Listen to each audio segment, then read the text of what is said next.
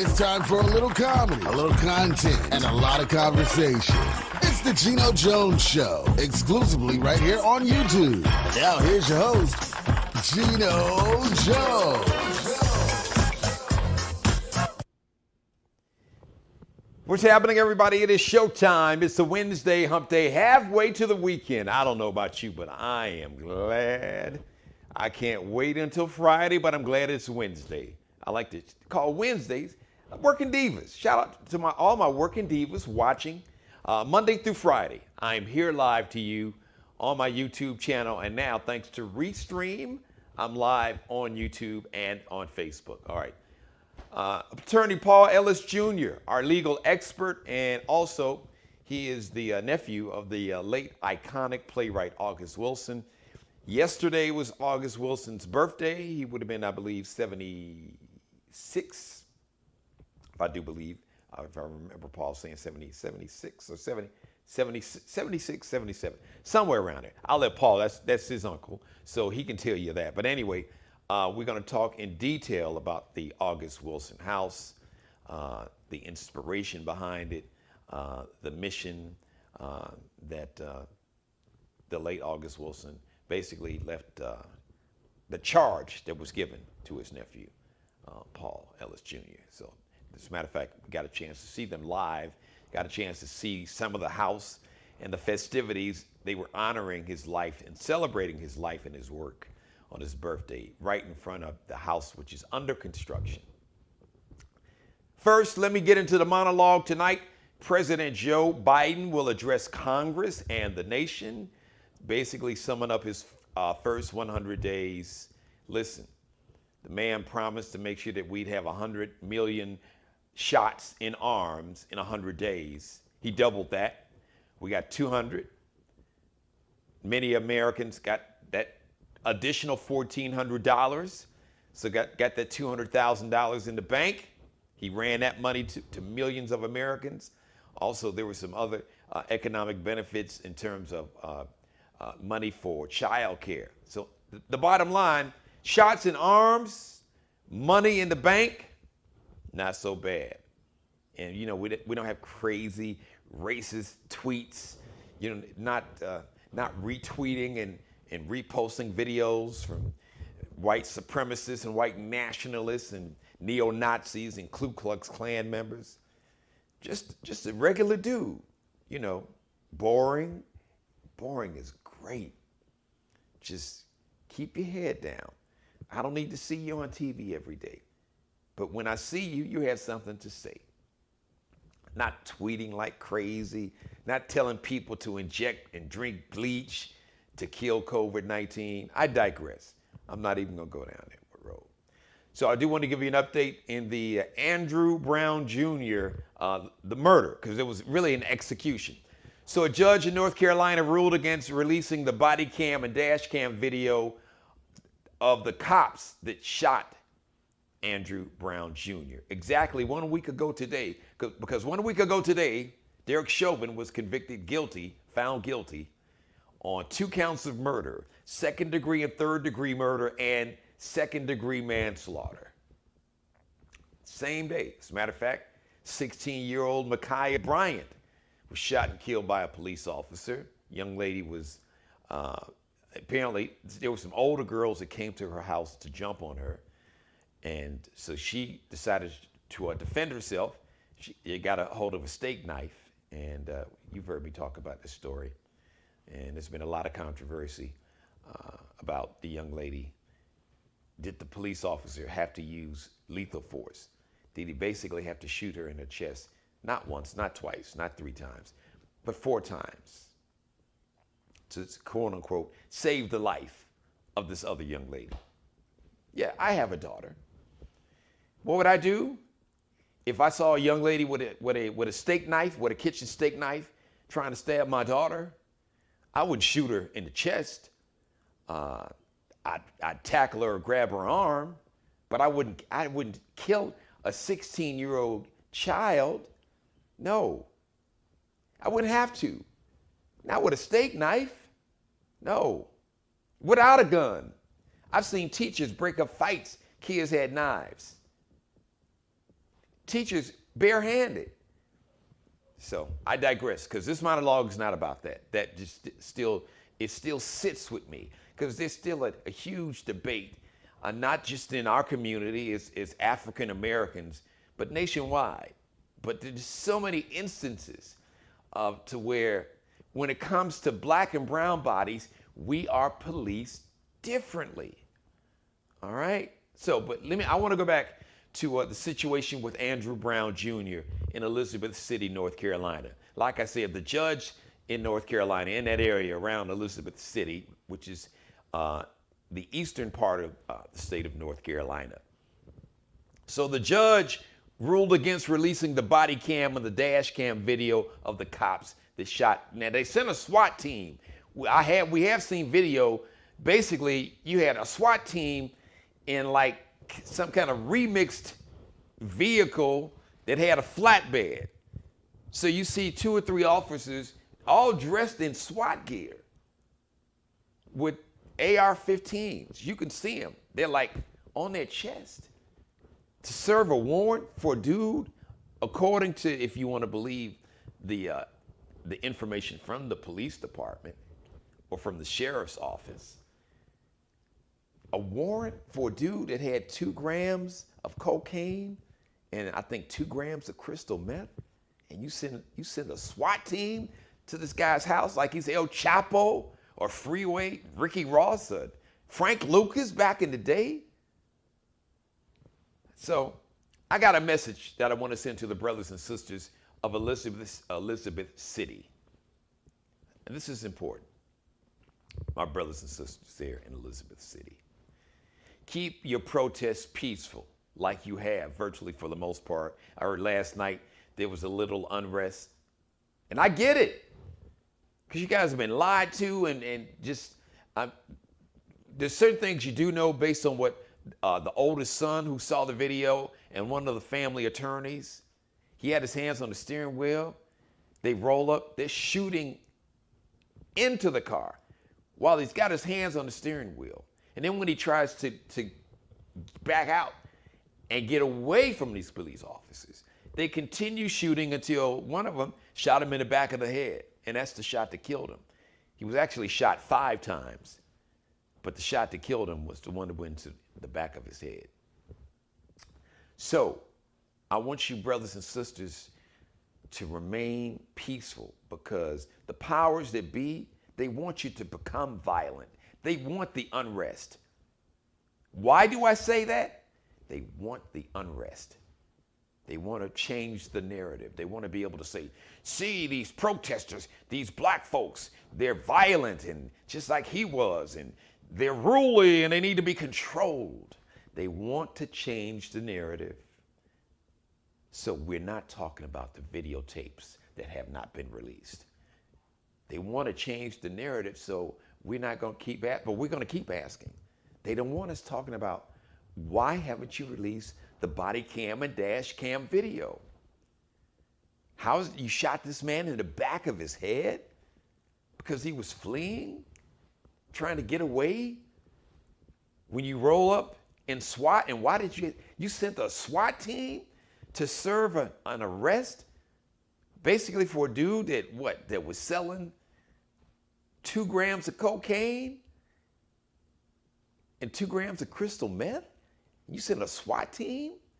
What, at least 4 or 5 officers? Come on, man. Come on. So, brothers and sisters in Elizabeth City, don't fall for the banana in the tailpipe. Remain peaceful. Protest. Absolutely, positively protest. And put the pressure on the politicians and the judge specifically. Because it's no excuse that the dash cam video is not released to the public. You guys are paying the salary of these public officials. Probably paying the salary of the judge. I don't know if he's elected or appointed, but he's still a public figure. So you all are paying his salary. So remain peaceful. All right? And if you see anybody that doesn't look like they're from the area, that's trying to be violent or throw rocks and break out windows and cars or try to set fires or throw, rocks or whatever at police officers, check them. Say, no, what you're not going to do, because those are people that are probably not from your community that want to create and cause a conflict between law enforcement and the residents that live in Elizabeth City.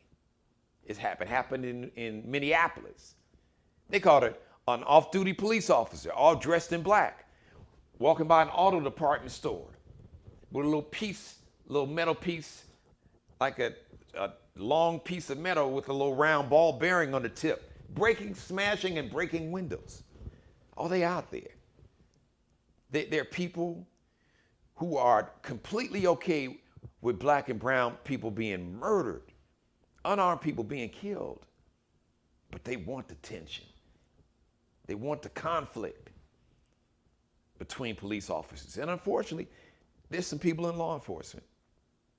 I talked about it yesterday. The FBI, for 10 years, the FBI, they've released several reports, including last year you had Christopher Wray, the head of the FBI, went in front of Congress, said the biggest threat to America, the biggest domestic threat, terroristic threat, is from white supremacists, white nationalists, neo-Nazis, and right-wing white militia hate groups infiltrating, that have infiltrated local, state, federal law enforcement and the military.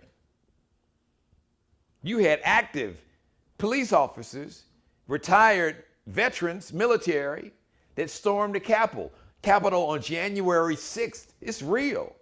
Oh, the struggle is real. So just be careful, brothers and sisters in Elizabeth City. Don't let your peaceful protests be co-opted and hijacked to promote an agenda of division and hate by people who profit and who just harbor that in their heart.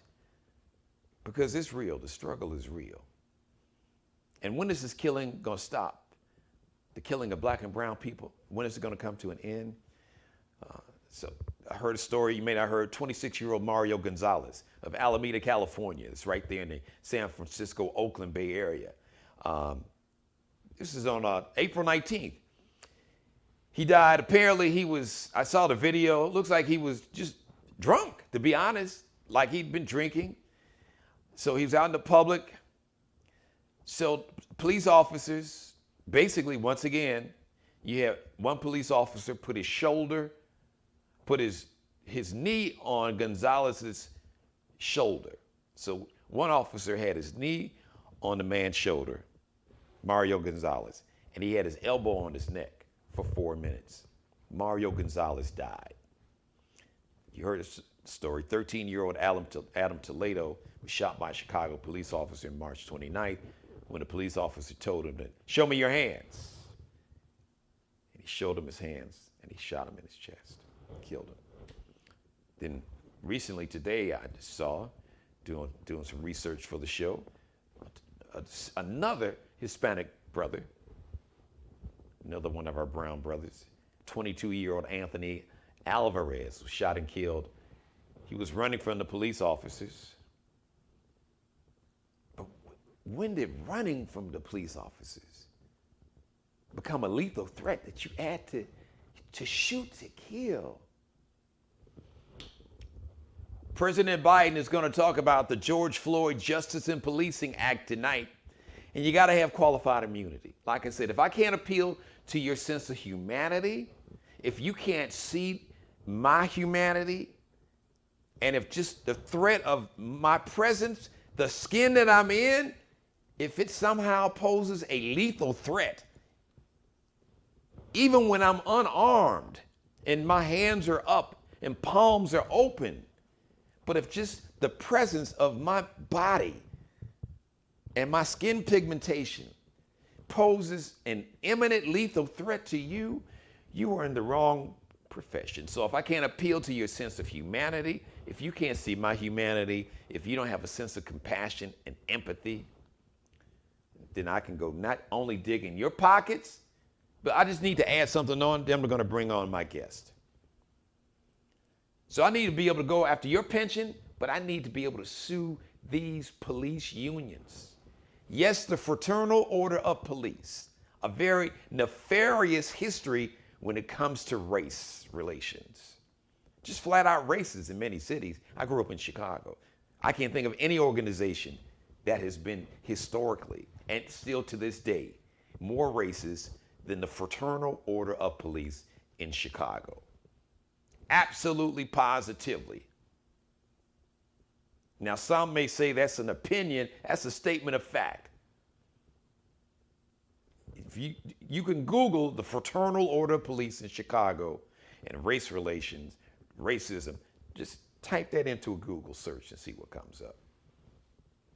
So, qualified immunity, I can't appeal to your humanity. I can go after your money. I can go after your assets, home, car, and these police unions. You know, that's Ku Klux Klan was taken down by a black woman who sued them and bankrupted them. So maybe that's what you're going to have to do to these police unions. You're going to have to bankrupt them. Can't appeal to their humanity, go after their money. And things will change. It's time for me to bring on my guest, ladies and gentlemen. You saw him yesterday.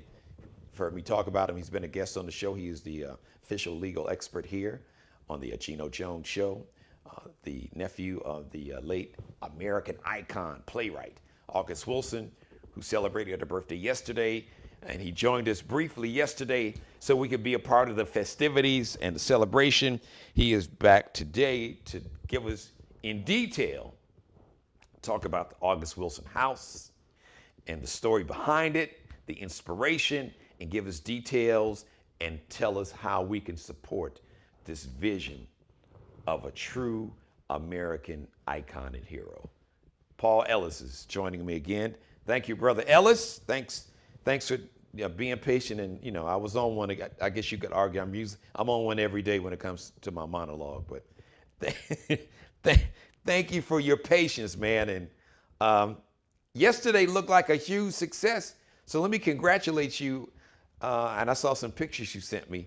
But just the live shot, when you joined me live yesterday for the roughly around 10 minutes, 10, 12, right around just under 15 minutes. It looks like you guys had a wonderful time. So give us some more details about how yesterday turned out for you. Oh, I'll mute your mic. Yeah, I'll mute your mic there. Okay, Gino, can you hear me okay? There you go.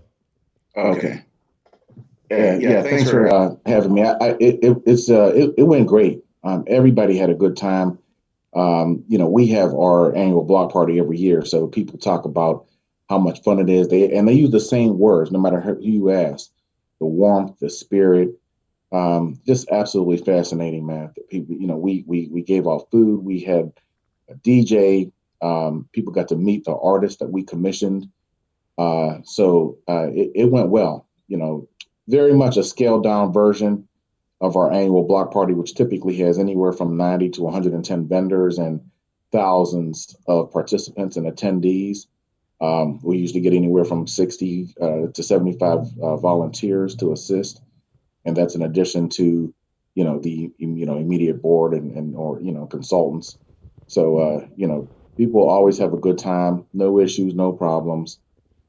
Just fun, warmth, spirit. So let's talk about your late uncle, man. For many, the world they know August Wilson is one of the greatest playwrights, Broadway playwrights in the history of mankind. But he was your uncle, so obviously you have an insight and a perspective that the general public doesn't have. So we know all about his great, iconic, Broadway plays. Fences, that was turned into a movie. Viola Davis won an Academy Award. Denzel Washington should have got an Academy Award for that performance. Just so many wonderful, iconic plays. But tell the viewers a little more about the man, August Wilson, and then, if you don't mind, from that segue into his vision for the August Wilson House, and how he basically charged you with the mission of carrying out his vision after he transitioned. Sure. Yeah. Well, my uncle grew up in a period of time in this country where, civil rights and the quest for first-class citizenship had reached a fever pitch. Everybody knows the kind of tension that we're experiencing right now because of all the civil rights issues that are floating around, or I should say the lack of civil rights issues. When the Black Panther Party, for example, was at its peak, and they were well organized and having recruitment drives and and situations and gatherings and meetings and all over the country, and they took on some of their iconic forms and iconic protests. My uncle was right in the middle of that. And I don't mean that physically. I just mean that spiritually, emotionally, mentally, he was very much moved, inspired by, and motivated by the power and strength and legitimacy of the civil rights movement. That's one of the reasons why you see, recurring themes, although they come in different forms, but you see recurring themes in his plays that deal with civil rights and justice and the difference between right and wrong and integrity and principle. Those things, those themes, in addition to all of the life tenets that we ordinarily deal with, right? All type of love, duty, pain, betrayal, heartache, labor issues, blight, zoning, employment, the whole 9 yards. All of those things, in addition to civil rights themes, are woven throughout his plays. It's funny because when he started getting bigger and started winning awards all over the country, my uncle won every single award that you can win in arts and culture. Yes. Everything. Tony, the Pulitzer, New York Drama Critics Circle Award, honorary degrees. President Bill Clinton put the National National Endowment for the Humanities Medal of Freedom around his neck. That was in '94, I believe. So he won every single award that you can win in the arts. But instead of resting on his laurels or just basking in his success, he consistently, from the very beginning, used his platform to open up doors for Black actors and actresses. And this is no exaggeration, Geno, there are thousands and thousands and thousands of actors and actresses all over the United States who directly credit him for launching their careers. Yes. Viola Davis has said that a million times. She has said it a million. She's made it crystal clear. August Wilson is who put me on. He had a very high standard. He had a personal standard of excellence in his work. There were times I read drafts of his plays and was like, wow, that's outstanding, but it wasn't good enough for him. And it was good, but he just, he was a perfectionist. And so that's the kind of man that patiently and methodically just went about his business, writing, always intense, always reading, the New York Times, staying up on current events, despised second-class citizenship. He had a short fuse when it came to, sort of those little injustices that a lot of Black Americans experience on a daily basis, the microaggressions, some of the, I'll just say, the common sense deficits that he used to come across. He despised those things and he did not tolerate them. Sometimes people would see him just, explode or go off, but, just because he was very sensitive to issues that lent themselves to second-class citizenship. Now he grew up. Let me just jump in and ask you something. So I know he grew up in Pittsburgh. As a matter of fact, the house that you guys, the August Wilson house, is actually correct me if I'm wrong, the house that he lived in Pittsburgh, correct? So was he born in Pittsburgh, or was he born in the South? And his family migrated north. What's the story? Right. Yeah. No, he was born in Pittsburgh, and the house that we were in front of yesterday was the house that he grew up in. Um, which is now a historic landmark on the local, state, and national level. Great. So, and it's under major construction. We had talked about his house before I acquired it. There was a guy there. He was running a mom and pop convenience store. It wasn't very well run. He used to, let kids run it when he wasn't there. They didn't sell anything except cigarettes and penny candy, little Huggies, little, pop water, stuff like that. But there was a mortgage on the property. So eventually the inevitable happened, which was that the bank foreclosed on the property. Through a very unique sequence of events, I acquired the property before it even went on the market. The year that I closed on the property, which was 2005, that was the year, coincidentally, that my uncle passed. Wow. I had no idea that he was going to pass that year, and neither did he. I was excited to close on the property. Let me ask you, I'm sorry to jump in, but this is important. So let me ask you, did he know that you were buying the property? Did you tell him? He knew that I was trying to. Okay. We had joked about it. I said, he said something to me. He was in town visiting. He said something to me about, I'm gonna buy the house and, get some ideas and things like that. And I said, well, you said, yes. I said, I'm already working on it, man. You know what I mean? And, so we used to just joke about it back and forth. So when I did acquire it, I was very much enthused about sharing it with him. And that was late February, early March of 2005.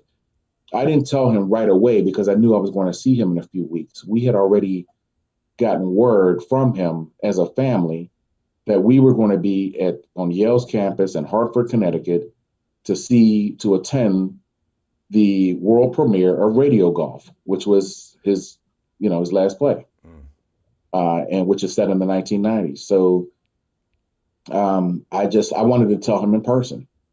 So I did, and we talked about it, and he congratulated me, and it was just it's just a beautiful thing, man. I couldn't. What was that moment like? Yeah, what was that moment like for him and for you? What was that moment like when you have a flashback and you see his face when he tells you, and just he just first he kind of laughed because he remembered that him and I joking about who was going to acquire it first. I even said to him, I said you're constantly traveling all over the country. I said I got the inside track. I said I live in Pittsburgh, and he never stayed still. I mean, he was, that old adage, a rolling stone gathers no moss. I mean, he epitomized that. He used to say it sometimes, I just want to be home. I'm on the road, 9 months out of the year. Wow. And he said, people look at me, he said, they think it's some type of life of glamour or something like that. He said, they don't know that it's not fun, constantly packing and unpacking a suitcase in one hotel room after another for 9 months out of the year. He said, I don't find that, fun or pleasurable or anything like that, but he was like that, man. He always giving you a different perspective. Anybody you talk to, no matter what their pedigree, was, they always walk away like, huh, okay, you know what I mean? You always had you scratching your head thinking, the conversation that we had about the house, the one thing that him and I agreed on right from the beginning was that it would not be a museum. Neither one of, we both wanted an active art space. We didn't want a boring museum. He wasn't like that. He's not the type of person that would have his personal possessions that supposedly carried some historical significance, his plays, or maybe him writing on a coffee cup or napkin, and then people attending the house and oohing and awing. And, that wasn't his personality. He didn't want that. I didn't want that. I had some thoughts about it. I shared a couple thoughts with him about it, a couple ideas. He had some thoughts. So that was one thing that, we just agreed on that from the very beginning. And we both wanted to create opportunities for others. That's what he had already been doing. And we wanted to make sure that there was some type of programming that took place in the house that would allow artists to be nurtured. So that's why when he passed away later in 2005, and he and I had to deal with the impact of his passing. It took a few months, but eventually I got down to business and I started creating a vision for what I thought would be the core of the signature programming that would go on inside the house. And I it took me a few months, but I got it done. And I shared it with a local foundation. They gave me a grant to do a feasibility study. And then I used that tool later to do some additional fundraising and then create a business entity and then apply to the IRS for a nonprofit status. And once I got that exemption, that facilitated some additional support. But yeah, it's been a long journey. I've been working on this since 2006. Wow. And I had to do all of the things that you do when you're growing a nonprofit. You have to be passionate about it. Wow, 2006. Wow, it's been a long journey, but you can see the finish line now. So let's talk about where we are now. Like I said yesterday, thank you. You gave us a sneak peek of the outside of the house, and we saw the huge plot of land. Like you said, there was a trench 30 feet deep. It's going to be an addition. So talk about all of that, the status of the house now, the addition and what that's going to look like, and give us a target date, and give us some specifics in terms of what is going to be in the house, what kind of activity, who's going to benefit from it. Is it going to be open to people to come visit and be a part of it from all over the world? Just give us some details. Right. Well, okay. So first of all, let me just say that there was a lot of people there, so I couldn't go throughout the entire house, and we don't have an occupancy permit yet because it's under construction. Okay. But it is again, it's a local and state and national historic landmark. The August Wilson House, which is right in the middle of the Hill District where he grew up. And the Hill District, by the way, is also his literary turf, so to speak. Okay, it's the neighborhood where 9 out of his 10 plays, that's the original setting. Yes. Okay, so we're talking about a very historic neighborhood with a very historic figure that was raised in the middle of it. Right. The only play that was not set in the Hill District was Ma Rainey's Black Bottom, which is set in Chicago. Wow, I didn't know that. Didn't know Ma Rainey's Black Bottom was set in Chicago. Didn't know that. Absolutely. Yeah. So, and that was 1927, I believe. So, in addition, okay, so because it's a historic landmark, number one, because everybody here knows that Denzel Washington helped us raise funds for the construction. Okay, that may not be national knowledge, but it's certainly common knowledge here in Pittsburgh, because he came to town and, we met out while he was filming Fences. He took a deep interest in the project. We met, I gave him a copy of the same feasibility study that I had gotten the grant for. And he was just very impressed with the overall project, wanted to get involved and help us raise funds for construction. So I just want to give a shout out to Denzel Washington, one of the coolest brothers that I ever had a chance to hang around, and just I've been around him a lot, and he's just as down to earth and cool and funny and witty and instinctive as a lot of his characters would portray. Wow. And for me, the greatest actor of his generation, period. Full stop. Absolutely. Yeah. So he's, a big reason why I'm able to even have this conversation with you. Great. And about being under major construction. Now, we get a lot of visitors every year, so there's a sense that we're creating this ultimate visitor experience. The same as the African American Cultural Center, or in DC, right, something like that. But and although it is sacred ground, we have to be concerned. We can't be laser focused on creating the ultimate visitor experience. That's not the objective. We want to make sure that we have an active art space. So arts education, arts programming, nurturing artists, nurturing, being supportive of emerging artists wherever they are on their professional spectrum, right? The average range that we deal with is 12 to 25. Okay. You know, high school all the way up to graduate students, masters of fine arts, masters of social work. There's a lot of talent in the Black community, and most Black artists they're caught up with, the ones that decide to seriously pursue art as a discipline and as a career. They often find themselves with typical hurdles, right? In addition to just trying to survive, just the normal daily struggles of survival. Right. They also typically don't have access to a lot of the same opportunities and information that other artists have, right? Especially when it comes to technical support, especially when it comes to an opportunity to showcase their work, especially when it comes to artists and residencies, which, by the way, is how August Wilson got his start. I can't tell you how many times, Geno, I have talked to an artist and they don't even know what an artist in residence is. They never even heard of it. And it's so important for an artist to know, because there's thousands of them all over the country.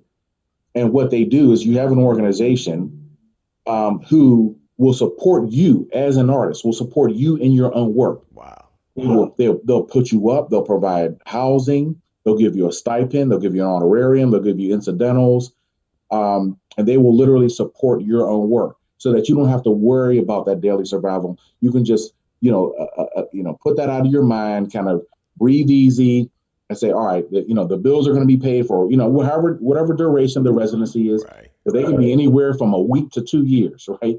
They vary, right? They can be a few weeks, a few months, or multi-year.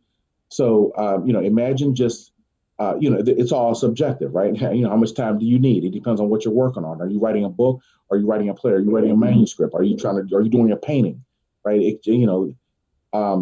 So what happened was, when August Wilson was in St. Paul, Minnesota, he got an opportunity to do an artist in residency. So he wasn't worried about daily survival for a couple months, and he got to focus on his work. And people started paying attention. They were just like, "Wow, this guy can really write. He has some serious talent." So he was able to focus on his work. So one of the things that I did when I was writing the vision for the August Wilson House was I wanted to make sure that artist residencies was going to be one of our core signature programs. So it's something that we absolutely have sustained, something that is just a regular part of our signature program, support artists. Our mission is to support emerging artists. So what I'm trying to do, I'm trying to make sure that no matter where you are on the spectrum, if you're a high school student and you're just interested in art, that you got some talent, but you're not really sure how to hone it, how to nurture it, right? How to take it to the next level, who to talk to, what kind of, questions that you should be asking. You want to start learning the basics about the business of art, right? Something like that. To a more established artist. Maybe you're a graduate student, right? You're still in school, but you're a graduate student. You're pursuing a master's of social work or a master's of fine arts, right? And you want to take that theory, all of that art and education that you've learned, but now you're looking for a place in the community, somewhere out in the outside world, to apply what you've learned in real time, hands-on, and start making your mark, right? Start getting that exposure, that visibility. I am determined to make sure that no matter where you are on that spectrum, when you come in, you're going to get professional technical support. You're going to have an opportunity to engage the community, and you're going to have an opportunity to showcase your work at the end of your artist in residency. And that's just one of the programs, but I wanted to give you an example of a core one. That's why the August Wilson House we have to be focused on arts education and arts programming. We have to support our Black artists are struggling, they're hurting, and they don't even hear about a lot of these opportunities that other artists get, because those opportunities are not provided to the Black community. They don't advertise. True. That's why you never hear about them. It's not like they advertise on our radio station. They don't advertise on our Black newspapers. They don't advertise word of mouth. They don't say anything. They don't make calls. None of that. They keep it close to the vest. Yeah. Despite the fact that they're open to the public. And if it wasn't for social media and some of the technology, some of the evolution in technology that we've seen over the last few years, which has made the world a little bit smaller, some of those opportunities would remain elusive. So that's that's an example of a core program that we're going to have. We have a number of online programs that are going on right now. Right, we have a program called Actors Talk August. One of our board members talks with August Wilson aficionados, artists and whatnot, all over every Monday or so. They're online talking about that. We have a signature program called August in the Schools. We're working directly with the Pittsburgh Pittsburgh Public Schools Board of Education. Wow. Our goal is to get August Wilson as part of the curriculum in the schools. There's no reason why kids who are here, right, in the school system, they're walking these same streets as August Wilson. They need to know that they can do what he did, okay? Because he wasn't given anything. He just worked for it, right? And they need to understand and see the pathway so that they understand that they can do that too. Beautiful. And something else that seems pretty. No, go ahead. I didn't really finish your thought. I didn't mean to cut you off. I just wanted to compliment the vision and comment on what you were just talking about.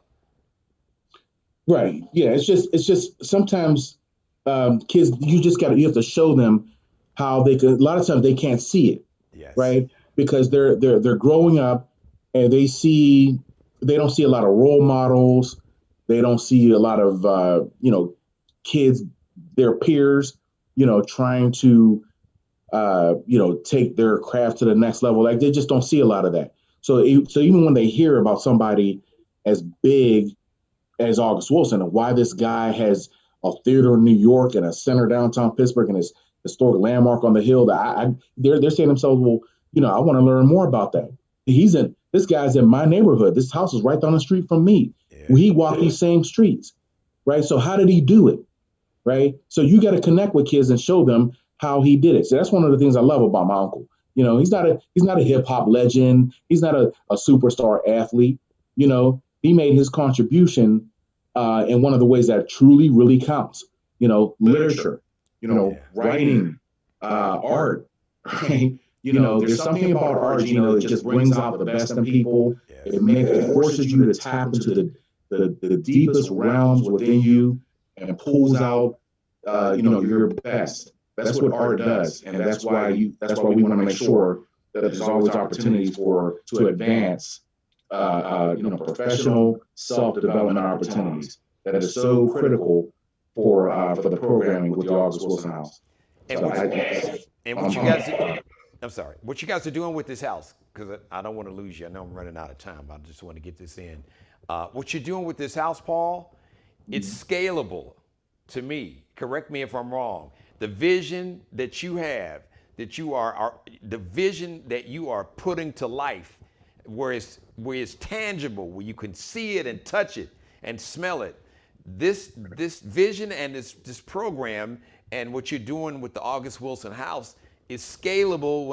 What I mean when I say that is I can look at what you're doing in Pittsburgh. It may not be called the August Wilson House, but I can take the same vision and energy and do it in Chicago or Atlanta or here in Charleston, South Carolina, or in Los Angeles or Houston or Jamaica, right, or somewhere in the Caribbean, the Dominican Republic, back on the continent of Africa. Sure. So it's scalable, and they could tap into people like you and people on your team where you can teach and show people, hey, listen, we did it. Here's the blueprint.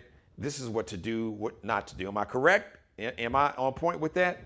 That is a very valid point. I have made similar comments in some of our local meetings here. I joked about having just calling it different cities, right? I mean, I'm biased to the August Wilson House, But I have joked about that. Well, I wasn't entirely joking. I was just trying to stay focused on the task at hand.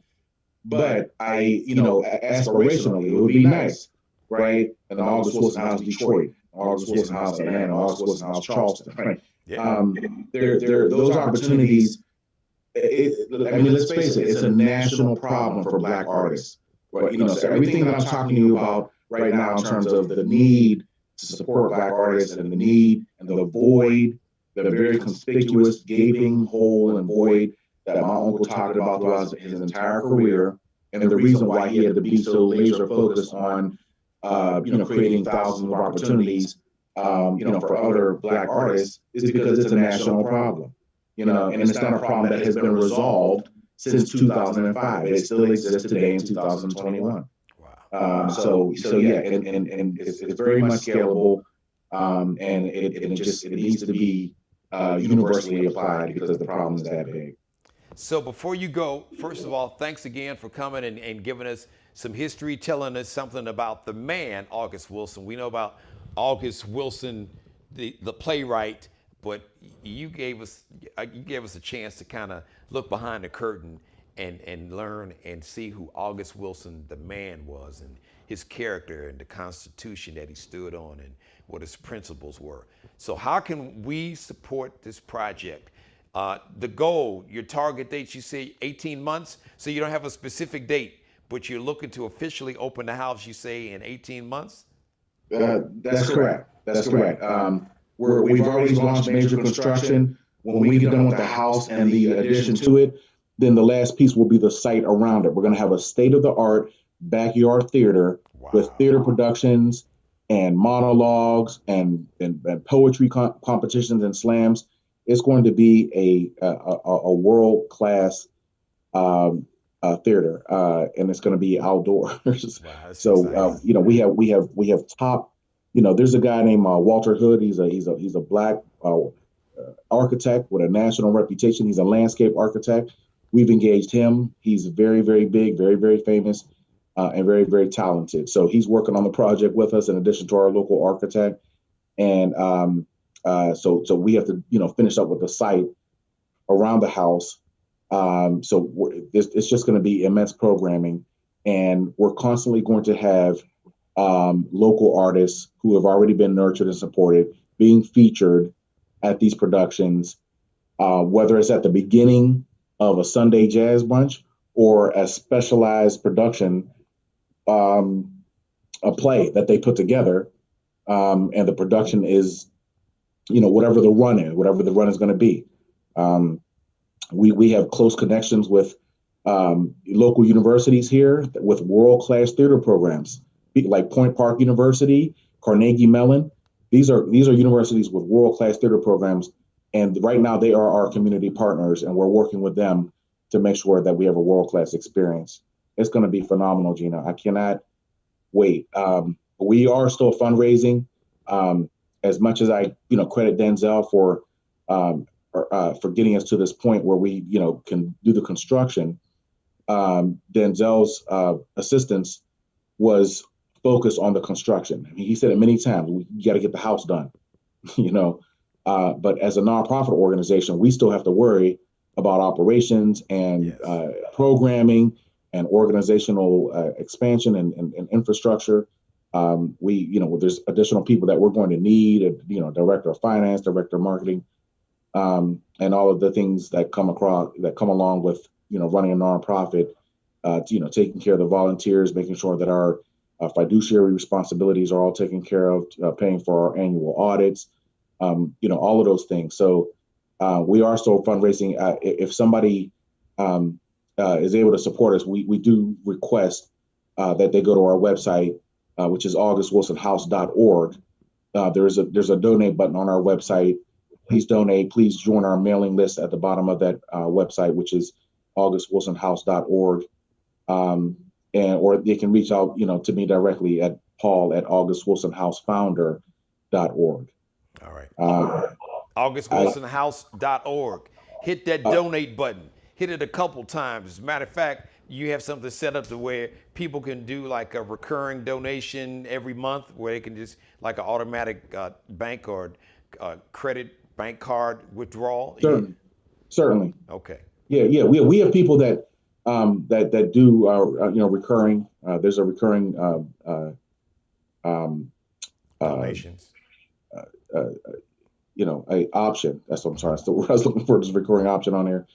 But yeah, we're very much. We have to work together, man. The community and nonprofits like ours that are doing something very unique, very innovative, and addressing a direct need.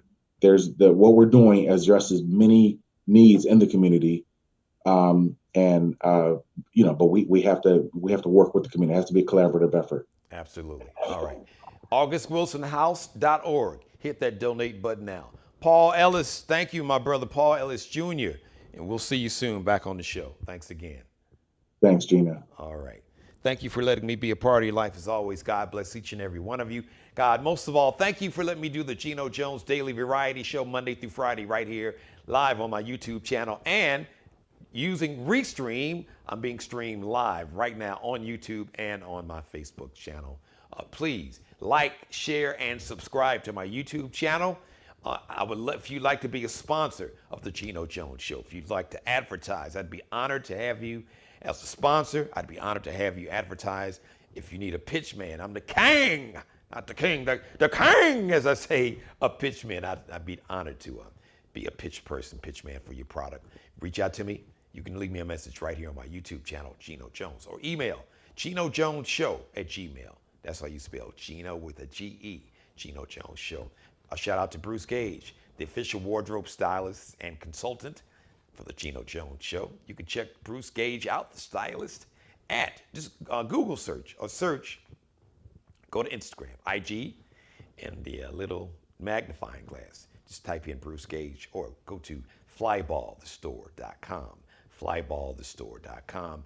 Shout out to Markel Bailey, the official barber and stylist for the Geno Jones, hairstylist for the Geno Jones Show.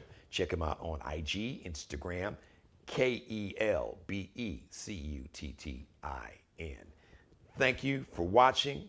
I love each and every one of you. I really, really do. Don't forget to like, share, subscribe, and tag this episode in all my back episodes. Go binge watch. Mother, I love you. I know you're watching.